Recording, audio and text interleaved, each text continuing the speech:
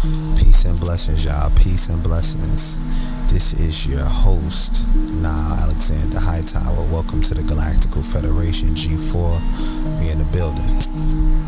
Come inside, guys. Rest your swords, rest your shields. Take off your shoes. We got some soup in the kitchen. Got some oatmeal as well for those who hungry, need a hearty meal. Alright. So yeah, today is going to be an interesting topic. Please guys, close the door behind you. This is some serious stuff. So today we're going to be talking about trauma bonding. The pros and the cons of trauma bonding, right? So is trauma bonding necessarily a bad thing, right? What are the pros or the negatives of trauma bonding, right? I don't really know, because anybody that has had trauma that I've been in, friendships or relationships with, and they experience the same thing I'm going through, I never looked at it as trauma bonding. I looked at it as two souls that have came together, that understand each other's pain. And it's important to be able to connect with people that have experienced very similar or the same things as you. People that do go through serious trauma or serious levels of abuse, there are times where people might not believe you. There are times where, it's difficult to express. There's times where you was experiencing this abuse, but you didn't really know how to express it or identify it, or have the knowledge that you might have later on how to handle the situation. So, as far as, trauma bonding, that's what they call it, but it's really just somebody that has been through the same experiences as you.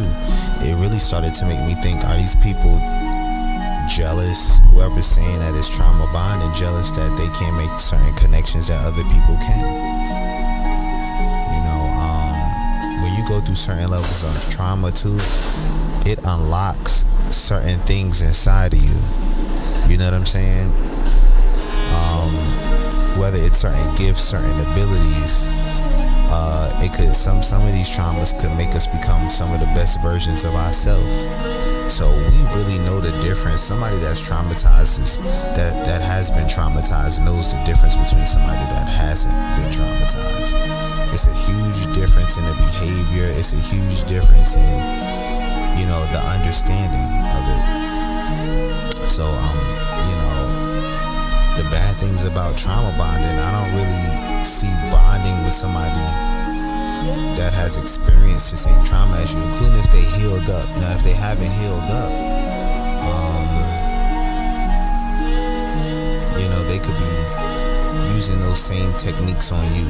You know what I'm saying? Whatever that traumatized them, they could sit up there and be traumatizing other people because they're not fully aware of how this thing works. So that could be a very negative thing.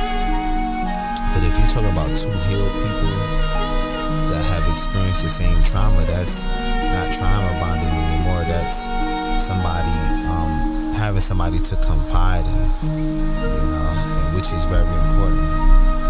So yeah, man, a lot of people go through different levels of trauma, and sometimes we just want people to understand us. We want people to listen to us,